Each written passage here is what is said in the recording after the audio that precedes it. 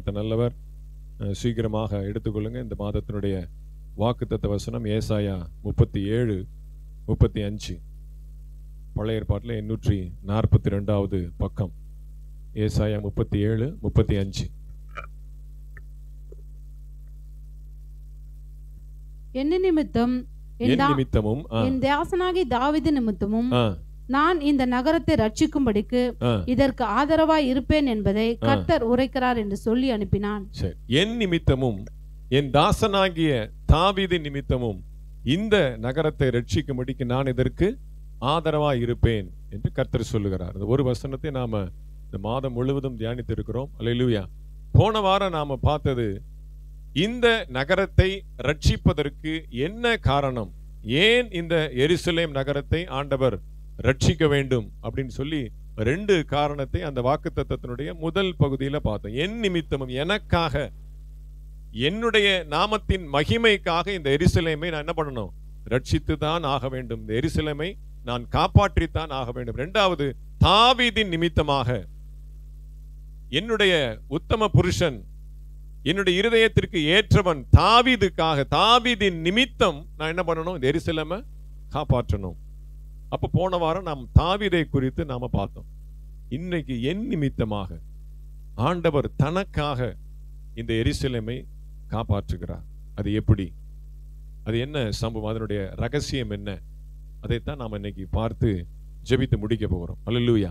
அப்ப 2 காரியம். ஒன்று, தாவீது நிமித்தமாக. தாவீது நிமித்தம் என்று சொல்லும் பொழுது லிட்ரலாக, எழுத்தின்படியே, தாவீதுக்கு அவர் வாக்கு பண்ணினபடியே, தாவீதினுடைய சிங்காசனத்திலே, உன்னுடைய சிங்காசனத்திலே வீற்றிருப்பதற்கு ஒரு குமாரன் இல்லாமல் போவதில்லை. எப்பொழுதும் உன்னுடைய வீட்டிலே ஒரு விளக்கு எரிந்து கொண்டிருக்கும். அப்ப அவனுக்கு கொடுத்த அந்த ஸ்டாண்டர்ட் பிக்ஸட் வாக்குத்தத்தத்தை அவர் காப்பாற்றணும்.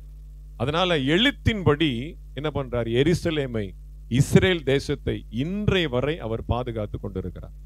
ஏன்னா அது இருக்கணும், அது எருசலேம் பத்திரமா இருக்கணும், சீயோன் மலை பத்திரமா இருக்கணும். அப்பதான் அவர் வந்து இறங்க முடியும். அப்ப அவர் இறங்குவதற்கு, அவர் திரும்ப வருவதற்கு அந்த சோர்ஸ், அந்த பேஸ் இருக்கணும்.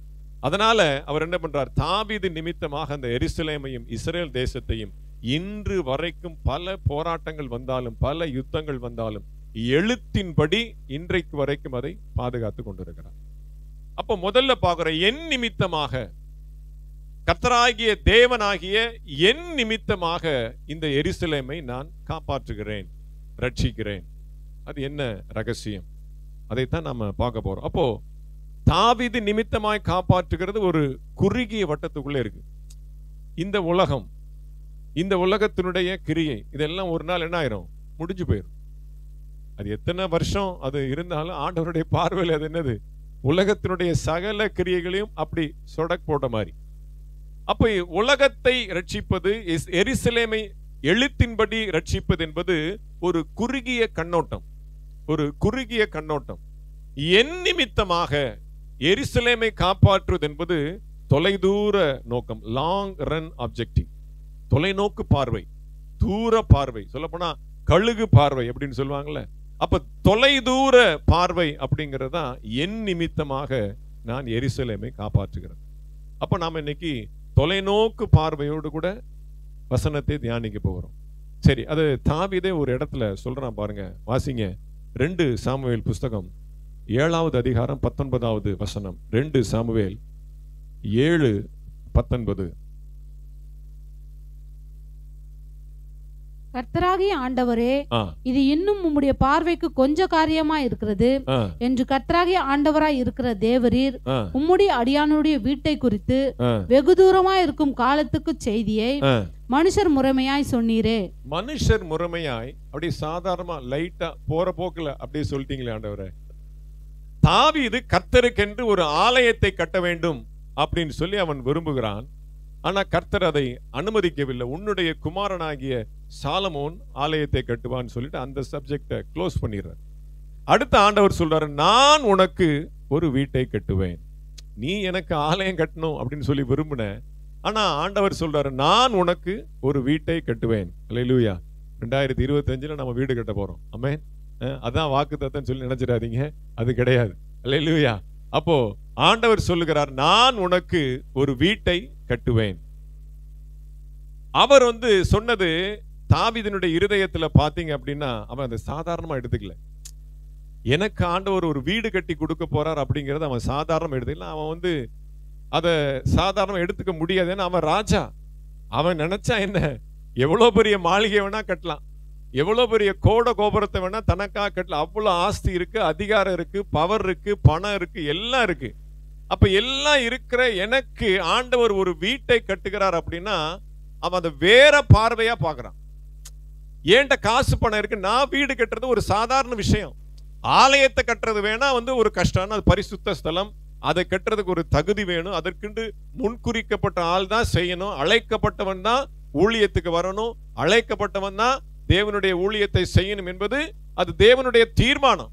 ஆனா வீடு கட்டுறது என்பது பணம் இருந்தா போதும், கொத்தனார் இருந்தா போதும், என்ஜினியர் இருந்தா போதும், அது அதற்குரிய உபகரணங்கள் இருந்தா ரொம்ப ஈஸியா கட்டிடலாம். அப்ப ஆண்டவர் எனக்கு ஸ்பெஷலா சொல்றார், நான் உனக்கு ஒரு வீட்டை கட்டுவேன் அப்படின்னா அவன் அப்படியே கொஞ்சம் யோசிக்கிறான். யோசிச்சு அதை தொலைநோக்கு பார்வையோட அவன் சொல்ற வசனம் தான் அந்த வசனம். பாருங்க, ஆண்டவரே வெகு தூரமா இருக்கும் செய்தியை எனக்கு வெளிப்படுத்தினீரே. இப்ப நாளைக்கு என் மனைவி பிள்ளைகளோட பேரன் பேத்திகளோட இருக்கிறதுக்கு ஒரு வீடை கட்டுவேன் நீங்க சொல்ற மாதிரி நான் நினைக்கல. இது வெகு தூரத்து செய்தி. நான் மரித்தாலும் என் சந்ததி எல்லாம் போனாலும் பல ஆண்டுகள், பல சந்ததி, பல தலைமுறைகளுக்கு அப்பாற்பட்ட ஒரு விசேஷித்த ஒரு ரகசியத்தை, ஒரு செய்தியை எனக்கு நீங்க சொல்லியிருக்கிறீங்க. அது எப்படி? மனுஷர் முறைமையாக. அது பெரிய சப்ஜெக்ட். அவன் சொல்றான், பல வெகு தூரத்து காலத்தில் நடக்கக்கூடிய ஒரு சம்பவம்.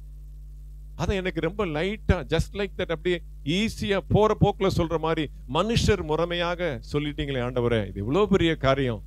அது ஏன் அப்படி? அது என்ன வெகு தூரத்துல உள்ள செய்தி என்ன அப்படின்னா, அவன் ஒரு சின்ன தப்பு பண்ணிட்டான். 5ஆம் அதிகாரத்துல ஒரு தப்பு பண்ணிட்டான். அதை சரி பண்றதுக்கு தான் ஆண்டவர் 7ஆம் அதிகாரத்துல இப்படிப்பட்ட ஒரு வார்த்தையை ஆண்டவர் அவனுக்கு கொடுக்கிறார். அவன் பண்ண தப்பு என்ன? தப்பு இல்ல, அது என்னன்னா அது எமோஷன்ல சேருது. நம்மள ஒருத்தன் பேசிட்டான், நம்ம பதிலுக்கு பேசலைன்னா நமக்கு ஆறாது இல்ல. நம்முடைய நியாயத்தையும் நம்முடைய நீதியும் வெளியில சொல்லல அப்படின்னா நமக்கு உள்ள அடங்காது. அப்படிப்பட்ட ஒரு சூழ்நிலை அவன் சொல்லிட்டான். அதை ஆண்டவர் மனசுல வச்சுதான் இந்த வார்த்தையை சொல்றார், உனக்கு ஒரு வீட்டை நான் கட்டுவேன். அது என்ன தப்பு அவன் பண்ணது? வாசிங்க 2 சாமுவேல் புஸ்தகம் 5வது அதிகாரம் 8வது வசனத்தை நாம் வாசிப்போம். 2 சாமுவேல் 5:8. அப்படியே முன்னாடி திருப்பினீங்கன்னா வந்துடும். எவன் சாலகத்தின் வழியாய் ஏறி எபூசியரையும் தாவீதின் ஆத்துமா பகைக்கிற சப்பானிகளையும் குருடரையும் முறியடிக்கிறானோ அவன் தலைவனாய் இருப்பான் என்று தாவீது அன்றைய தினம் சொல்லியிருந்தான். அதனால் குருடனும் சப்பானையும் வீட்டிலே வரலாகாது என்று சொல்லுகிறது உண்டு. பாருங்க, இந்த எருசலேம் பட்டணத்தை அவன் கைப்பற்றும் பொழுது முதலாக எருசலேம் பட்டணத்தை அவன் முற்றிலுமாக ஆளுகை செய்யக்கூடிய அந்த ராஜரிகத்தினுடைய அந்த இடத்திற்கு வரும் பொழுது ஒரு கொக்கரிப்பு, அவனுக்கு ஒரு நக்கலான ஒரு வார்த்தை வருது. என்ன பண்ணுவாங்க? அந்த எபூசியர் என்ன சொல்றாங்க? தாவீது, இந்த ஊருக்குள்ள நீ வர முடியாது. என் வீட்டில் இருக்கிற சப்பானி, கண்ணு தெரியாதவனும் கால் நடக்க முடியாதவனும் உன்னை ஈஸியா ஜெயிச்சிருவான். குருட்டு பயிலும் அந்த ஊனமா இருக்கிறவனு என்ன பண்ணிடுவான்? உன்னைய ஈஸியா ஜெயிச்சிருவான். நீ என் ஊருக்குள்ள வரவே முடியாது, தாவீதே இந்த நகரத்திற்குள்ளே நீ பிரவேசிக்க முடியாது என்று சொல்லி எபூசியர்கள் அவனுக்கு என்ன பண்ணாங்க? ஒரு எகத்தாளமான ஒரு வார்த்தையை போட்டாங்க. அந்த அளவுக்கு கேவலமா, தரக்குறைவா தாவீதினுடைய வீரத்தை, பராக்கிரமத்தை அள்ள தட்டுற மாதிரி ஒரு பேச்சு சொல்லிட்டாங்க. அது அவனுக்கு தாங்க முடியல. அதான் தாவீது ஆத்துமா பகைக்கிற, கர்த்தர் பகைக்கல, தாவீதுடைய ஆத்துமா பகைக்குது. என்ன சொல்லிட்டான்? ஜன்னல் வழியா போய் எங்கெங்கெல்லாம் கேப் கிடைக்குது ஏறி போய் எவெல்லாம் குருடனையும் சப்பானியும் காலி பண்ணிட்டு, பாருங்க, தாவீது ஆத்துமா பகைக்கிற சப்பானிகளையும் குருடரையும் முறிய அடிக்கிறானோ அவன் தலைவனாயிருவான். அவனுக்கு நான் போஸ்ட் கொடுக்குறேன், அவனுக்கு எலெக்ஷன்ல சீட்டு கொடுக்குறேன், அவனுக்கு என்ன பண்றேன்? ஹை போஸ்ட் கொடுக்குறேன், நல்ல பதவியை கொடுக்குறேன், எவன் முந்திரியோ முந்து அப்படின்னு சொல்லி தன்னுடைய ஆட்களுக்கு அவன் என்ன பண்றான்?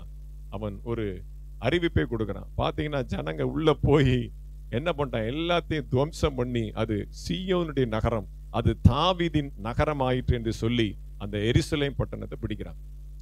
அப்ப ஆண்டவர் பார்க்கிறாரு, ஏன்பா அவன் குருடே, அவன் ஏதோ சொல்லிட்டான், உன்னை பகைக்கிறவர்களை நீ பகைக்காத, நீ நேசி, உங்களை சபிக்கிறவர்களை நீ என்ன பண்ண, ஆசீர்வதிக்கணும். அல்லேலூயா. அதுதானே என்னுடைய கொள்கை, அதுதானே என்னுடைய கோட்பாடு. நீ எப்படிப்பா குருடனையும் சப்பானியும் போய் நீ சபிச்சிட்ட, எப்படி நீ பகைக்க முடியும்? அது எப்படி? அன்னைக்கு தாவீது சொன்ன வார்த்தை இன்று வரைக்கும் குருடனும் சப்பானியும் வீட்டிற்குள்ளே வரக்கூடாது. அது ஒரு வழக்க சொல்லாயிற்று, அது ஒரு பழமொழியாகி, அது ஒரு நீங்காத எழுதப்படாத சட்டமாக இஸ்ரவேலுக்குள்ள யாருமே நகரத்திற்குள்ளும் வீட்டிற்குள்ளும் பாளையத்திற்குள்ளும் என்ன பண்ணக்கூடாது, சப்பானியோ குருடனோ உள்ளே அனுமதிப்பதில்லை. பேர்பட்ட ஒரு பெரிய தடையாயிடுச்சு. அது போக போக தாவீதுக்கு ஒருவேளை விசனமா இருக்கலாம். அது ஆண்டவர் பாருங்க தாவீதுக்கு ரிப்பீட் அடிக்கிறாரு, நான் உனக்கு ஒரு வீட்டை கட்டுவேன், அது தொலைதூரத்து செய்தி. அந்த வீட்டுக்குள்ள நீ யாரெல்லாம் வரக்கூடாதுன்னு பகச்சியோ, குருடனும் சப்பானியும் வரக்கூடாதெல்லாம் பகச்சியோ, அந்த வீட்டுக்குள்ள குருடன் வருவான், சப்பானி வருவான், குஷ்டரோகி வருவான், ஏழை வருவான், கீழ்ஜாதி வருவான், பணக்காரன் வருவான், எல்லாரும் வருவான். அதை உன்னால தடை பண்ண முடியாது. என்னுடைய வீடு சகல ஜனங்களுக்கும் ஜெப வீடு என்னப்படும். அல்லேலூயா. கர்த்தருக்கு ஸ்தோத்திரம் உண்டாவதாக. சகல ஜனங்களுக்கும் நான் யாரையும் விட்டு வைக்க மாட்டேன். அல்லேலூயா. எல்லா மனுஷரும் ரட்சிக்கப்பட வேண்டும் என்பது என்னுடைய சித்தமா இருக்கிறது. ஒருவனும் கெட்டு போவது பிதாவுக்கு சித்தம் அல்ல. அல்லேலூயா. மனுஷர் முறைமையா உனக்கு சாதாரணமா சொல்லிட்டேன். ஆனால் தாவீதின் குமாரனாகிய உன்னுடைய சந்ததியிலே என்னுடைய குமாரனாகிய கிறிஸ்துவை நான் அனுப்புவேன். அவர் எருசலேமின் ரட்சகர் அல்ல, அவர் உலக ரட்சகர். அகில உலகத்தின் பாவங்களையும் சுமந்து தீர்க்கக்கூடிய தேவ ஆட்டுக்குட்டி. ஆமென். அதுதாங்க தொலைதூரத்தின் செய்தி. அன்னைக்கே தாவீதுக்கு மனசுல ஆயிடுச்சு. அல்லேலூயா. நான் பண்ண தப்ப ஆண்டவர் எப்படி சரி பண்றாரு பாருங்க. அல்லேலூயா. என்னுடைய வீடு சகல ஜனங்களுக்கும் ஜெப வீடு என்னப்படும். அல்லேலூயா. இந்த வீட்டுக்குள்ள பிரவேசிப்பதற்கு யாருக்கும் தடை கிடையாது. நீ சொல்லிட்ட சாதாரணமா வீட்டுக்குள்ள எந்த சப்பானி, எந்த குருடனும் குஷ்டரோகியும் ஊனமுற்றவனும் வரக்கூடாது என்று சொல்லி உன்னுடைய ஆத்துமா பகைத்தது.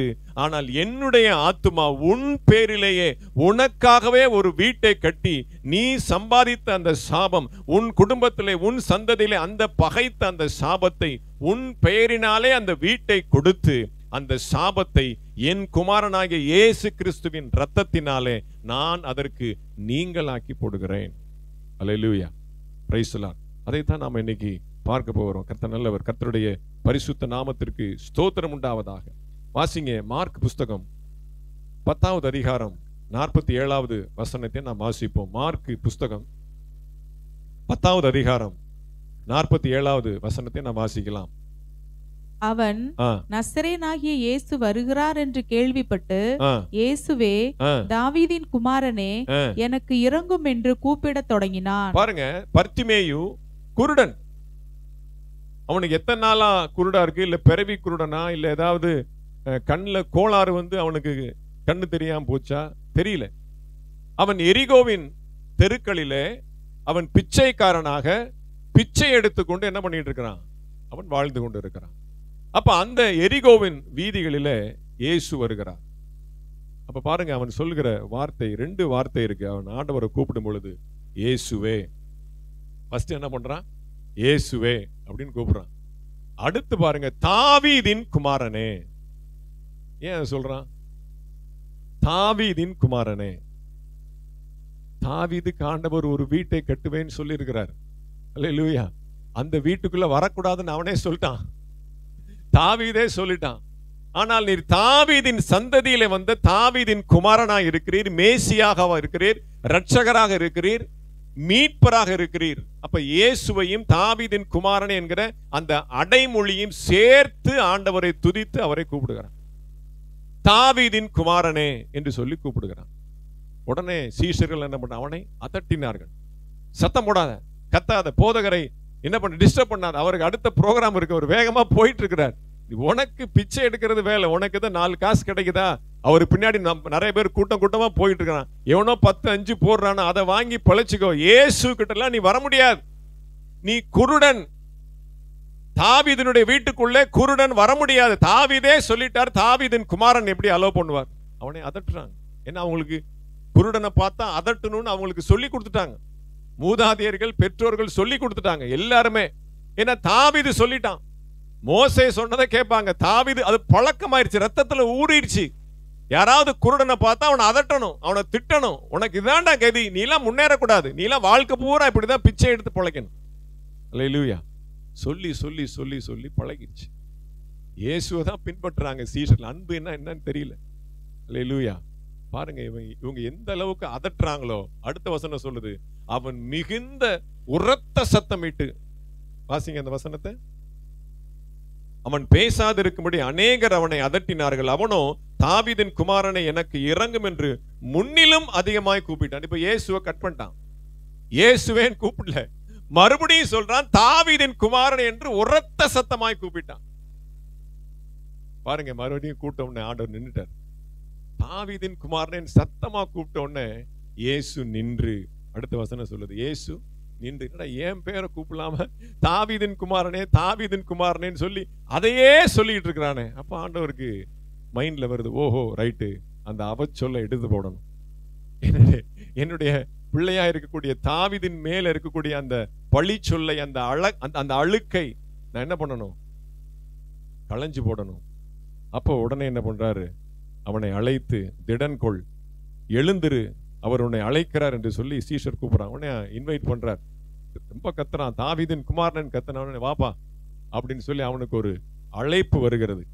பாருங்க, அடுத்து இயேசு அவனை நோக்கி, இப்பதான் பாயிண்ட்டுக்கு வரார். என்ன சொல்றார்? நான் உனக்கு என்ன செய்யணும்? நீ தாவீதெல்லாம் விட்டுரு, தாவீதெல்லாம் ஒதுக்கிறது பாஸ்டன்ஸ், அது முடிஞ்சு போச்சு. அது பழைய சாபம், அது பழைய நியாயப்பிரமாணத்தினுடைய எழுதப்படாத சட்டமாக தாவீது பகைச்சிட்டு அதெல்லாம் விட்டுரு. அவன் பேர்லாம் கூப்பிடாத. நான் இப்ப வந்திருக்கிறேன். சாட்சாத் வானத்தையும் பூமியையும் உண்டாக்கின சர்வ வல்லமையுள்ள தேவனாகிய கர்த்தர் இப்பொழுது உன் முன்னாக பிரத்யட்சமாய் நிற்கிறேன். நான் உனக்கு என்ன செய்ய வேண்டும்? அங்க தாவீதெல்லாம் அவர் கொண்டு வரல.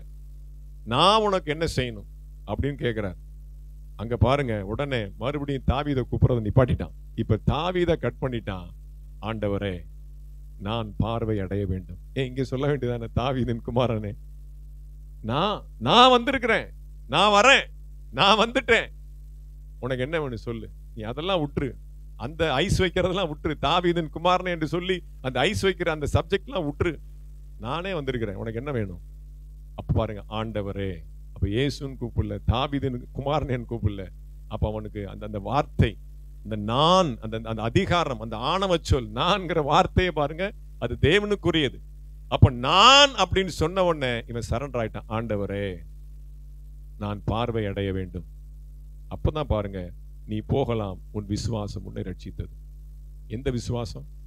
தாவீதின் குமாரனேன் கூப்பிட்டதுனால அல்ல, நீ என்னை ஆண்டவரே என்று கூப்பிட்டதுனால. அல்லேலூயா. உன் விசுவாசம் உன்னை ரட்சித்தது. உடனே அவன் பார்வை அடைந்து வழியில இயேசுவுக்கு பின் சென்றான். கர்த்தருக்கு ஸ்தோத்திரம் உண்டாவதாக. அப்போ குருடனாயிருந்த பர்த்திமேயை ஆண்டவர் என்ன பண்றார்?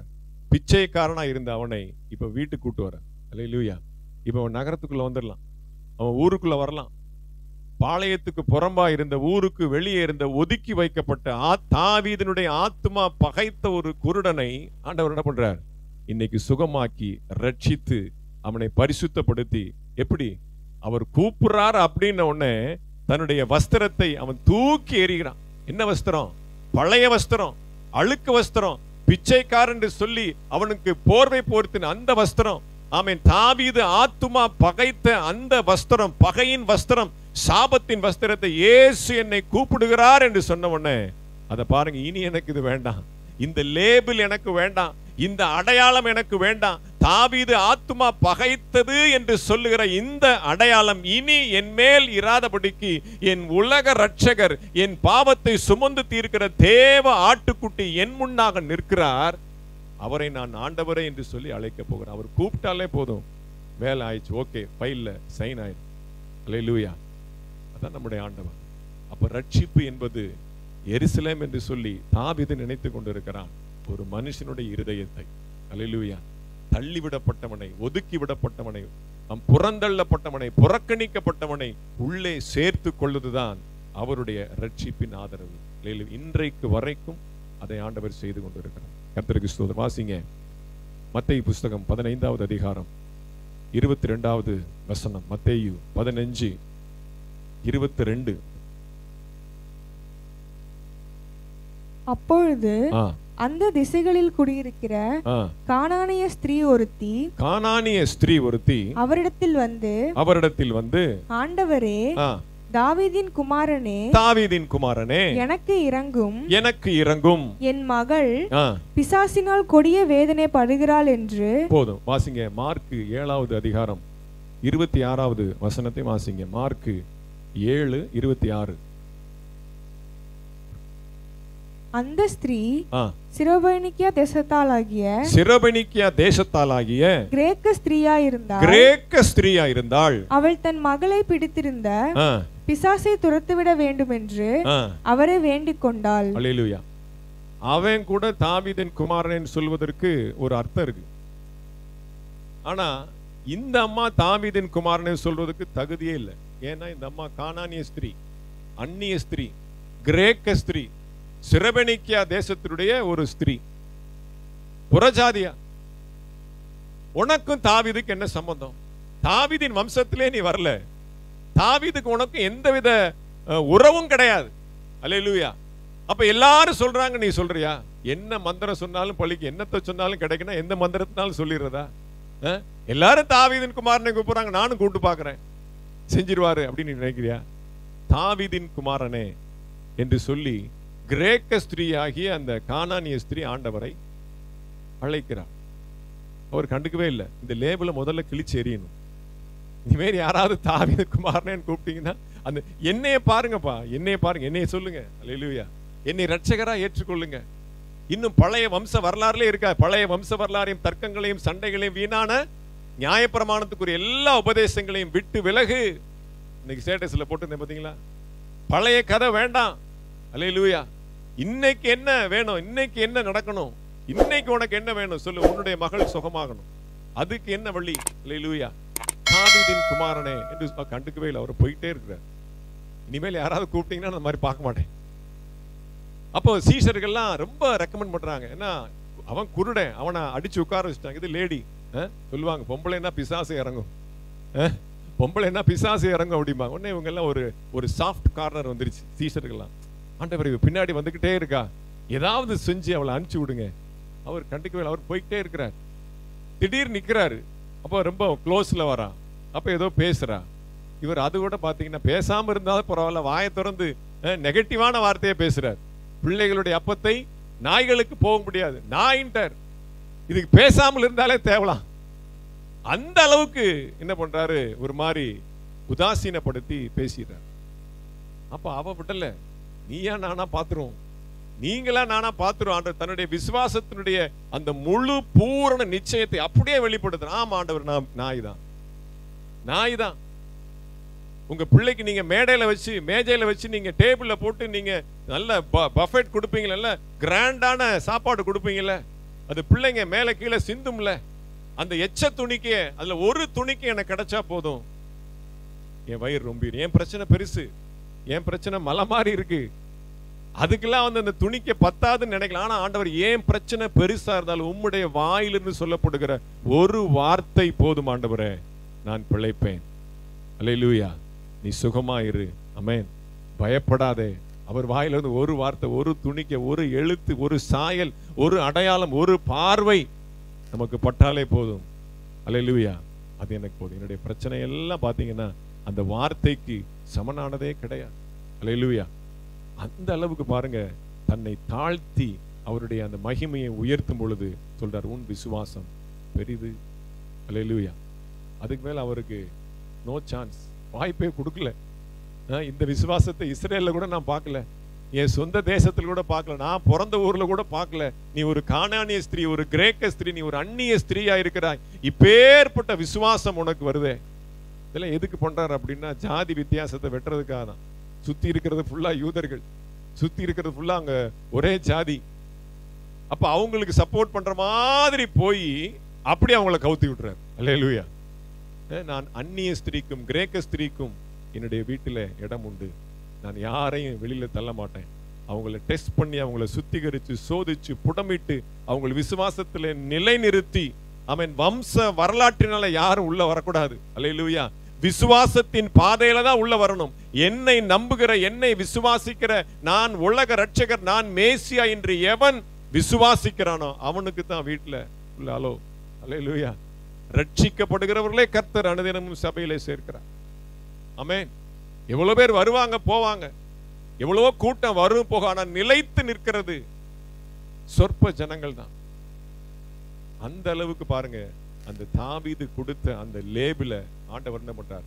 ரத்தம் சிந்துவதற்கு முன்பாகவே, ரட்சிப்பை, முழு ரட்சிப்பை வெளிப்படுத்துவதற்கு முன்பாகவே அவர் கொஞ்சம் கொஞ்சமா அதை அழிச்சுட்டே வர. அல்லேலூயா. அடுத்து ஒரு சம்பவம் பாருங்க. அப்போஸ்தலர் நடபடிகள் 3வது அதிகாரம் 6 முதல் 8 வரைக்கும் நான் வாசிக்கலாம். அப்போஸ்தலர் 3வது அதிகாரம் 6 முதல் 8 வரைக்கும் நான் வாசிக்கலாம். அப்பொழுது பேதுரு, வெள்ளியும் பொன்னும் என்னிடத்தில் இல்லை, வெள்ளியும் பொன்னும் என்னிடத்தில் இல்லை, என்னிடத்தில் உள்ளதை உனக்கு தருகிறேன், நசரேயனாகிய இயேசு கிறிஸ்துவின் நாமத்தினாலே நீ எழுந்து நட என்று சொல்லி வலது கையினால் அவனை பிடித்து தூக்கிவிட்டான். உடனே அவனுடைய கால்களும் கரடுகளும் பலன் கொண்டது. அவன் குதித்து எழுந்து நின்று நடந்தான். நடந்து குதித்து தேவனை துதித்து கொண்டு அவர்களுடனே கூட தேவாலயத்திற்குள் பிரவேசித்தான். வீட்டுக்கு போனா, தெருவுக்கு போனா, பழைய இடத்துக்கு போனா இல்ல, தேவாலயத்திற்குள் பிரவேசித்தான். அவன் ஆலயத்துக்குள்ள வர முடியாது. You are restricted, you are prohibited. நீ தடை செய்யப்பட்டவன். ஏன்? நீ சப்பானி. பாருங்க, இயேசுவின் நாமத்தினாலே நீ எழுந்து நட என்று சொன்ன உடனே அவன் எழுந்து குதித்து நடந்து ஆர்ப்பரித்து பாடி அப்படியே பின்னாடி போயிடல. அவன் ஆலயத்துக்குள்ள வான்னு யாரும் கூப்பிடல. நீ என் கூட வாப்பா உட்கார்ந்து கர்த்தரை ஆராதிக்க வரலான்னு சொல்லி யாரும் அவனை கூப்பிடல. அவனாகவே அவர்கள் கரத்தை பிடித்து கொண்டு அவன் தேவாலயத்திற்குள் பிரவேசித்தான். அல்லேலூயா. பாருங்க, அவர் மரித்து ரத்தம் சிந்தி புதிய உடன்படிக்கை சபை ஸ்தாபிக்கப்பட்ட பின்பு முதல்ல நடக்கிற அற்புதமே என்ன? சப்பானி அவருடைய வீட்டுக்குள்ள போறான். அல்லேலூயா. அவருடைய மிகப்பெரிய அந்த அவச்சொல், அவமானம் என்னன்னா, முதல்ல வெளியில இருக்கிறவன் உள்ள வரணும். தடைப்பட்டவன், சபிக்கப்பட்டவன் எல்லாரும் என்ன பண்ண என்னுடைய வீட்டுக்குள்ளே வரணும். சகல ஜனங்களுக்கும் இது ஜெப வீடு. சப்பானியா இருந்தானே, குருடனா இருந்தானே, ஏதோ ஒரு காலத்துல தாவீது எமோஷன்ல சொல்லிட்டான் அப்படிங்கிறதுக்காக எல்லாரையும் நீங்க ஒதுக்கி வச்சுட்டீங்களே, காலங்காலமா ஒதுக்கி வச்சுட்டீங்களே. நான் யாரையும் பகைக்க வரல, எல்லாரையும் அணைத்து கொள்ள வந்திருக்கிறேன். உங்களை ரட்சிக்கும்படிக்கு என்னுடைய கரம் ஆதரவா இருக்கும். ஆமென். கர்த்தர் நல்லவர். பிரைஸ் எல்லாம். அடுத்த பகுதியை வாசிங்க. யோசுவா புஸ்தகம் 9வது அதிகாரம் 23வது வசனத்தை நான் வாசிக்கலாம். யோசுவா 9:23. ஜீசஸ். இப்போதும் நீங்கள் சபிக்கப்பட்டவர்கள், என் தேவனுடைய ஆலயத்துக்கு விறகு வெட்டுகிறவர்களும் தண்ணீர் எடுக்கிறவர்களுமான பணிவிடைக்காரராய் இருப்பீர்கள். இந்த ஊழியம் உங்களை விட்டு நீங்க மாட்டாது என்றான். 27வது வசனத்தை வாசிங்க. இந்நாள் மட்டும் இருக்கிறபடியே. கொஞ்சம் நிப்பாட்டுங்க. சம்பவத்தை நான் உங்களுக்கு சொல்லுகிறேன். யோசுவா என்ன பண்ணுகிறான்? ஜனங்களை முறியடித்து, ராஜ்யங்களை முறியடித்து, கர்த்தர் வாக்குத்தத்தம் பண்ணின தேசங்களுக்கு நேராய் முன்னேறி கொண்டே போய்கொண்டிருக்கிறார். எரிகோவுக்கும் ஆயி பட்டணத்துக்கும் செய்த கர்த்தருடைய கிரியைகளை பார்த்து பல ராஜ்யங்கள் அப்படி நடுங்கி போயிருக்கு. சிலர் யுத்தத்துக்கு வர்றதுக்கு ரெடி ஆகிறான். இவங்க கிபியோனியர்கள். கிபியோன் என்கிற ஒரு தேசத்தை சார்ந்த அந்த கிபியோன் என்ன பண்றாங்க? இவங்ககிட்ட சண்டை போட்டு ஜெயிக்க முடியாது. தந்திரமாக ஒரு ஆலோசனை பண்ணி இவங்க என்ன பண்றாங்க? இவங்களோட ராசி ஆகிடலாம். இவங்க யாரு கூட சேரவும் மாட்டாங்க. சண்டை போட்டா நம்ம காலி, நம்ம உயிராவது மிஞ்சட்டுமே அப்படின்னு சொல்லி என்ன பண்றாங்க? தந்திரமாக ஒரு ஆலோசனை பண்ணி என்ன பண்றாங்க? பழைய ட்ரெஸ்ஸை போட்டுக்கிட்டு பழைய அப்பத்தையும் ஒரு கெட்டுப்போன இது மாதிரி வச்சுக்கிட்டு என்ன பண்றாங்க? நாங்க பல ஊர் கடந்து பல தேசங்களை கடல்லாம் கடந்து உங்களோட சமாதானம் ஆகிறதுக்காக வந்திருக்கிறோம் அப்படின்னு ஒரு பொய்யை சொல்லி, பக்கத்து ஊருக்காரன் ரொம்ப தூரத்துல இருந்து வர்ற மாதிரி பொய் சொல்லி, எங்களை மன்னிச்சிருங்க, எங்களை ஏற்றுக்கொள்ளுங்க, நாங்க உங்களோட சமாதானம் ஆயிடுறோம், எங்களை எதுவும் பண்ணிடாதீங்க உங்க ஆண்டவர் செய்யறதெல்லாம் நாங்க பார்த்துட்டோம் அப்படின்னு சொன்னோன்னே இவங்களை என்ன பண்றாங்க, நம்பி அவங்கள மன்னிச்சு ஏத்துக்கிறாங்க.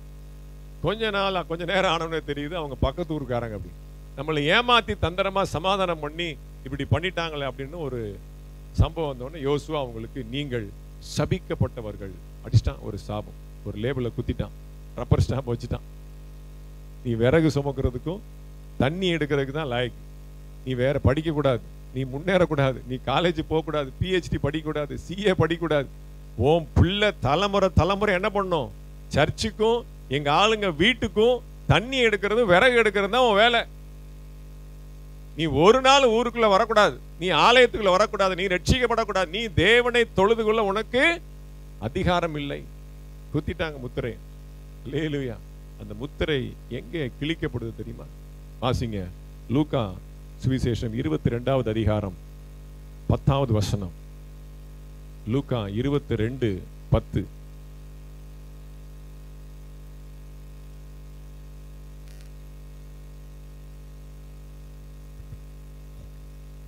அதற்கு அவர், நீங்கள் நகரத்தில் பிரவேசிக்கும் போது தண்ணீர் குடம் சுமந்து வருகிற ஒரு மனுஷன் உங்களுக்கு எதிர்படுவான். நீங்கள் அவனுக்கு பின் சென்று அவன் போகும் வீட்டிற்குள் நீங்களும் போய் போதும். ஆண்டவர் எப்படி பண்றாரு பாருங்க. தண்ணீர் குடம் சுமக்கிறவன் ஒருத்தன் இருப்பான். நீங்க நகரத்துக்குள்ள போகும்போது, சிட்டிக்குள்ள போகும்போது தண்ணி கூட சுமந்துட்டு அப்ராணியா அப்படியே நொந்து நூடுல்ஸ் ஆகி அப்படியே வேதனையோடு இந்த சாபத்தை சுமந்துட்டு இருக்கிறேனே, காலங்காலமா என் முப்பாட்ட சாபத்தை நான் இன்னைக்கு வரைக்கும் சுமந்துகிட்டு இருக்கிறேனே அப்படின்னு சொல்லி அழுது கண்ணீர், அந்த தண்ணீர் குடம் கூட காலியாயிரானா இவனுடைய கண்ணில் இருக்க கண்ணீர் என்ன ஆகாது, குறையவே குறையாது. ஏன்னா அந்த காலத்துல இருந்து பல ஆண்டுகளாக சந்ததியாக தண்ணீர் குடத்தை சுமந்துட்டு வராங்க. எல்லா வீட்டுக்கும் தண்ணி எடுத்து ஊத்தணும். பாருங்க, பூ விற்கிறவன் அவன் விற்கிறவன் பின்னாடி போன்னு சொல்லல. தண்ணீர் குடம் சுமந்து கொண்டு ஒருவன் போவான், அவன் பின்னே போங்க. தண்ணீர் குடம் சுமந்து வருகிறவன் தான் ஜனங்கள் பின்னே போகணும். ஆண்டவர் என்ன பண்றார், நீ அவன் பின்னே போ. அவனை முன்னே அனுப்பி சீஷர்களை பின்னே அனுப்புகிறார். அவன் எந்த வீட்டுக்குள் பிரவேசிக்கிறானோ அந்த வீட்டுக்குள் நீங்க போங்க. அல்லேலூயா. அவன் உங்களை லீட் பண்ணுவான், அவன் உங்களை கைட் பண்ணுவான். நீங்க அவனை ஒதுக்குனீங்கல்ல, அவனை ஊரை விட்டு வெளியே தள்ளுனீங்கல்ல, அவனை சபிக்கப்பட்டவன் என்று சொல்லி முத்திரை குத்துனீங்கல்ல, அவன் இன்னைக்கு உங்களை வழிநடத்தி செல்வான். அங்கதான் நமக்கு பஸ்கா ஆயத்தமாக இருக்கிறது. அங்கதான் நம்ம முதல் பஸ்காவை நம்ம ஆசரிக்க போறோம். அவன் போகிற வீட்டுக்குள்ளதான், அவன் போகிற வீட்டுக்குள்ள நீங்க சாபம் வந்துருச்சு, அது குறையாயிருச்சு, அது அபசகனம் அப்படின்னு சொல்லி தள்ளுனீங்கல்ல, அந்த வீட்டுக்குள்ளதான் இன்னைக்கு திருவிருந்து. அல்லேலூயா. கர்த்தர் பாருங்க, அந்த முகத்திரையை கிழிக்கிறார், அந்த சாபத்தை கிழிக்கிறார். அல்லேலூயா. மேல பஸ்கா பண்டிகை நடக்கும், இவன் தண்ணீர் குடத்தோட கீழே நிப்பான். பாருங்க, இந்த திருவிருந்துல இந்த மேல் மாடியில நானும் ஒரு நாள் ஏறுவேன். என் இயேசு ரத்தம் சிந்த போகிறார், என் மேசியா எனக்காகவும் ரத்தம் சிந்த போகிறார். ஆமென். பரம்பரையாக சந்ததியாக என்னை ஒதுக்கி வைத்த என்னுடைய முப்பாட்டனுடைய அந்த சாபத்தை என் பரம ரட்சகராகிய இயேசு இன்றைக்கு முன் அடையாளமாக என்னை முன்னிறுத்தி நான் போகிற வீட்டிற்குள்ளே பஸ்காவை ஆசரிக்கிறார் என்று சொன்னால், அதே திருவிருந்தில என்னையும் உட்கார வைக்க அவராலே முடியும் என்று சொல்லி கண்ணீரோடு கூட ஒப்பு கொடுத்திருப்பான். அல்லேலூயா. அப்பேற்பட்ட ஆண்டவர் நம்முடைய ஆண்டவர். யாரையுமே ஒதுக்க மாட்டார். ஆமென். மூளையில் இருக்கிற ஒரு ஜனத்தையும் கூட அவருடைய அழகான கண்கள் பார்க்கும். ஆமென். அல்லேலூயா. அத்தி மரத்தின் இலையில மறைந்து கொண்டிருந்த சகேவை கர்த்தருடைய கண்கள் கண்டது. தாய் நம்முடைய கர்ப்பத்திலே நம்முடைய கரு உருவாவதற்கு முன்பே அவருடைய கண்கள் கண்டதானால், இருக்கிறதிலே டார்க்கஸ்ட் பிளேஸ், இருக்கிறதிலே அந்தகாரத்தினுடைய இடம் தாயினுடைய கருவறை. அந்த இருட்டறையிலே, அந்த கருவறையிலேயே அவருடைய கண்கள் என்னை கண்டதானால், எந்த சாபத்தையும் மறைத்து வைத்திருக்கிற, எந்த பாவத்தினாலும் சாபத்தினாலும் மறைத்து வைத்திருக்கிற அந்தகாரத்தின் கிரியில் இருக்கிற எல்லா ஜனத்தையும் அவருடைய கண்கள் காணும். ஆமென். பாவிகளை ரட்சிக்கவே கிறிஸ்து இயேசு உலகத்தில் வந்தார், எருசலேமே அல்ல. ஆமென். அவருடைய கரம் ஆதரவா இருக்கும் என்று சொன்னால், ஆமென், பாவத்திலும் சாபத்திலும் உளையான சேற்றிலும் அக்கிரமத்திலும் மீறுதலிலும் சிக்கி தவித்துக் கொண்டிருக்கிற எல்லா ஆத்மாவையும் தேடி கண்டுபிடித்து ரட்சிக்க அவருடைய கரம் ஆதரவாயிருக்கும். அல்லேலூயா. அடுத்து ஒரே ஒரு சம்பவத்தை வாசித்து நாம் முடிக்க போகிறோம். அடுத்து நம்மையும் எல்லாரையும் பார்த்துட்டோம், நாம எங்க இருக்கோம் அதையும் பார்க்கணும்ல. எந்த ஒரு பிரசங்கமும் நான் சொல்லி இருக்கிறேன், பழைய ஏற்பாடு இருக்கணும், இயேசு இருக்கணும், நாம இருக்கணும். அல்லேலூயா. இது மூன்றும் சேர்ந்ததுதான் ஒரு பிரசங்கம். சரி, வாசிங்க மார்க்கு சுவிசேஷம் 5வது அதிகாரம் 18-19 வாசிக்கலாம். மார்க்கு 5:18-19. அப்படியே அவர் படவில் ஏறுகிற பொழுது பிசாசு பிடித்திருந்தவன் அவரோட கூட இருக்கும்படி தனக்கு உத்தரவு கொடுக்க அவரை வேண்டிக் கொண்டான். இயேசு அவனுக்கு உத்தரவு கொடாமல், நீ உன் இனத்தாரிடத்தில் உன் வீட்டிற்கு போய் கர்த்தர் உனக்கு இறங்கி உனக்கு செய்தவைகளை எல்லாம் அவர்களுக்கு அறிவி என்று சொன்னார். அதே அதிகாரத்தில் 3வது வசனத்தை வாசிங்க. அவனுடைய குடியிருப்பு கல்லறைகளிலே இருந்தது, அவனை சங்கிலிகளினாலும் கட்ட ஒருவனாலும் கூடாதிருந்தது. அவன் எங்க இருக்க வேண்டிய ஆளு? அவனுடைய குடியிருப்பு, அவனுடைய காலனி, அவனுடைய அபார்ட்மெண்ட், அவனுடைய வீடு எங்க இருக்கு? கல்லறை. பாளையத்திற்கு புறம்பே சுடுகாட்டுல மரித்தவர்கள் இருக்க வேண்டிய இடத்துல உயிருள்ள ஒருவனை கட்டி வச்சிருக்கிறாங்க. அல்லேலூயா. ஏன்னா பிசாசு பிடித்து இருக்கிறான். அப்ப பாவத்திலும் சாபத்திலும் சிக்கி இருக்கிற ஜனங்களை விடுவிப்பதற்கு மட்டும் அவருடைய கரம் ரட்சிப்பின் கரமா இல்ல, பிசாசின் பிடியிலே சிக்கி இருக்கிறவர்களையும் வீட்டிற்குள்ளே அடங்காதவர்களையும் வீட்டிற்குள்ளே இருக்காதவர்களையும் புறம்பே தள்ளி கல்லறையிலே வைத்து கட்டப்பட்டு இருக்கிற மனுஷனையும் ஆண்டவர் பார்க்கிறார். அல்லேலூயா. பாருங்க, அவன் விடுதலை ஆயிடுறான், ரட்சிக்கப்படுறான், நல்ல ட்ரெஸ்ஸை போட்டு நல்ல பாலிஷ் ஆயிடுறான். அவன் கேட்கிறான், உங்க பின்னாடியே வந்துடுறேன், உங்க கூட இருந்துடுறேன், உங்க பின்னாடியே போயிடுறேன் அப்படின்னு சொல்றான். ஆண்டவர் சொல்றார், இல்ல, உன்னை வீட்டுக்குள்ள விட மாட்டேன்னு சொன்னாங்கல்ல, உன்னை ஊருக்குள்ள விட மாட்டேன்னு சொன்னாங்கல்ல, நீ ஏன் பின்னே வராத? என்னுடைய பிரதிநிதியாக, என்னுடைய ரட்சிப்பை சுமந்து வருகிற ரட்சிப்பின் பாத்திரமாக, என்னுடைய வடிகாலாக நீ ஊருக்கு போ, நீ வீட்டிற்கு போ. முதல்ல என்ன சொல்றாரு பாருங்க, அந்த 19வது வசனம் 18-19 பாருங்க. அந்தபடி அவன் போய் இயேசு தனக்கு செய்தவைகள் எல்லாம் தெக்கப்போல், கர்த்தர் உனக்கு இறங்கி உனக்கு செய்தவைகளை எல்லாம் நீ உன் இனத்தாரிடத்தில் உன் வீட்டிற்கு போய், வீட்டிற்கு போய், அதான் அந்த பாயிண்ட் தான் முக்கியம். அவன் வீட்டுக்கு வர முடியாது, அவன் வீட்டுக்கு வர முடியாது, ஆனால் கர்த்தர் அவனை ஃபர்ஸ்ட் வீட்டுக்கு தான் போக சொல்றார். அல்லேலூயா. போய் உன் இனத்தார், ஜனத்தார், ஊருக்காரங்க எல்லாருக்கும் ரட்சிப்பை சுவிசேஷமாக அறிவித்துக் கொண்டிருக்கு. அல்லேலூயா. பிரைஸ் எல்லாம். கர்த்தருக்கு ஸ்தோத்திரம். பத்திமையை பார்த்தோம், கிரேக்க ஸ்திரியை பார்த்தோம், பிறவி சப்பானியை பார்த்தோம், கிபியோனியர்களை பார்த்தோம், கல்லறையில் இருக்கக்கூடிய பிசாசு பிடித்த மனுஷனை பார்த்தோம். நம்மளை பார்க்கணும்ல. எல்லாருக்கும் ஆண்டவர் விடுதலை கொடுத்தாரு, எல்லாருடைய சாபத்தை நீக்கினார், நம்மையும் ஒரு ரத்தத்தினாலே கழுவி சுத்திகரித்து தான் இன்னைக்கு இந்த சன்னிதானத்துல அவருடைய சபையில வச்சிருக்கிறார். நாம எங்க இருக்கிறோம்? வாசிங்க எபிரேயருக்கு எழுதின நிருபம் 3வது அதிகாரம் 6வது வசனத்தை வாசிக்கலாம். எபிரேயர் 3:6. கிறிஸ்துவோ அவருடைய வீட்டிற்கு மேற்பட்டவரான குமாரனாக உண்மையுள்ளவராய் இருக்கிறார். நம்பிக்கையினாலே உண்டாகும் தைரியத்தையும் மேன்மை பாராட்டுதலையும் முடிவு பரியந்தம் உறுதியாய் பற்றி கொண்டிருப்போமாகில் நாமே அவருடைய வீடாய் இருப்போம். நாமே அவருடைய வீடாய் சொல்லுங்க. நானே அவருடைய வீடாய் இருப்பேன், நானே அவருடைய வீடாய் இருப்பேன். அல்லேலூயா. அது எப்படி? வாசிங்க, முன்னாடி சொல்லப்பட்டிருக்கு பாருங்க. நம்பிக்கையினாலே உண்டாகும் தைரியத்தையும் மேன்மை பாராட்டலையும் முடிவு பரியந்தம் உறுதியாய் பற்றி கொண்டிருப்போமாய். கானானிய ஸ்திரியை போல எத்தனை எதிர்ப்புகள் வந்தாலும், எத்தனை பேர் அதட்டினாலும், ஆமென், ஆண்டவர் புறக்கணித்தாலும், தகாத வார்த்தைகளை சொல்லி ஒதுக்கி வைத்தாலும், பாருங்க, முடிவு பரியந்தம் தன்னுடைய விசுவாசத்தை அவள் காத்து கொண்டு நின்றாள். அதே போல நாமும் விசுவாசத்துல நின்றோமானால் நாமே தேவனுடைய வீடாய் இருப்போம். நம்முடைய இருதயம் தேவனுடைய வீடாய் மாறிவிடும், பரிசுத்த ஸ்தலமாய் மாறிவிடும். அல்லேலூயா. நம்மை பார்க்கிறவர்கள் ஆமென் தேவனை பார்ப்பது போல இருப்பாங்க. அல்லேலூயா. நீங்க பேசுனீங்கன்னா அவங்களுக்கு அப்படியே ரட்சிப்பின் வார்த்தையா இருக்கும், உப்பினாலே சாரமேற்றப்பட்ட வார்த்தையா இருக்கும். அப்ப நீங்களே தேவனுடைய வீடாய் மாறிவிடுவீர்கள். அல்லேலூயா. நீங்களே தேவனுடைய வீடாயிட்டா உங்களை யார் வெளில தள்ள முடியும்?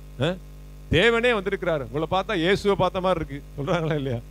உங்களை பார்த்தா கடவுளை பார்த்த மாதிரி இருக்கு. அல்லேலூயா. அவங்க ஐஸ் வைக்கிறதுக்கு சொல்றாங்களோ இல்ல பொய்யா சொல்றாங்களோ, உண்மையிலேயே நாம் தேவனுடைய பிள்ளைகளா இருக்கிறோம், நாம் தேவனுடைய வீடா இருக்கிறோம். அப்பப்ப செக் பண்ணணும். வீடுலாம் பார்த்தா கிளீன் பண்றீங்க, மாப்ப போடுறீங்க, டெட்டால் போட்டு கிளீன் பண்றீங்க. அப்ப என்ன பண்ணுது? தேவனுடைய வீடு, நான் தேவனுடைய வீடா இருக்கிறேன். அப்ப இந்த வீடு அப்பப்ப செக் பண்ணணும், இந்த இருதயத்தை பரிசோதிக்கணும். அல்லேலூயா. இசிஜி பார்க்கறான், அதை பார்க்கறான், இதை பார்க்கறான், எல்லா டெஸ்ட் எடுக்கிறான். அப்போ கிறிஸ்து இயேசு உங்களுக்குள்ளே வாசம் பண்ணுகிறாரா?